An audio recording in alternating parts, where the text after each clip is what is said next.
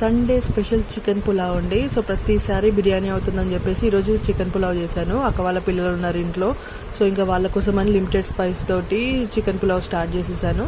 ఇక పులావ్ అంటే డెఫినెట్గా కుక్కర్లోనే చేయాలి కాబట్టి ఇక కుక్కర్ తీసేసుకొని ఇక పిల్లల కోసం కదా అని చెప్పేసి నెయ్యితో చేసేసాను. ఇంకా నెయ్యి వేసేసి కావాల్సిన మసాలా దినుసులు అన్నీ వేసేసుకొని ఆనియన్స్ మిర్చి వేసేసి బాగా ఫ్రై అయిన తర్వాత అల్లం వెల్లుల్లి పేస్టును పసుపు వేసి అది కూడా ఫ్రై అయిన తర్వాత మ్యారినేట్ చేసిన చికెన్ వేసేసి కొంచెం అది కూడా ఉడికిన తర్వాత వాటర్ వేసి వాటర్ బాయిల్ అయిన తర్వాత నానబెట్టుకున్న బిర్యానీ రైస్ వేసేసి 3 విజిల్స్ వచ్చేలాగా మూత పెట్టుకొని 3 విజిల్స్ రాగానే ఆఫ్ చేసుకొని కొంచెం సైడ్కి పెట్టేసి కొంచెం సేపటి తర్వాత తీస్తే ఇక మన చికెన్ పులావ్ అయితే అద్భుతంగా రెడీ అయిపోయిందండి. చాలా బాగుంది. ఇంకా పైనుంచి నెయ్యి కూడా వేసేసుకున్నాను. సో ఇక పిల్లలు తింటున్నారు కదా అని చెప్పేసి చికెన్ పులావ్ మాత్రం అద్దిరిపోయిందండి. పిల్లలు కూడా చాలా బాగా ఎంజాయ్ చేశారు. చాలా బాగుంది.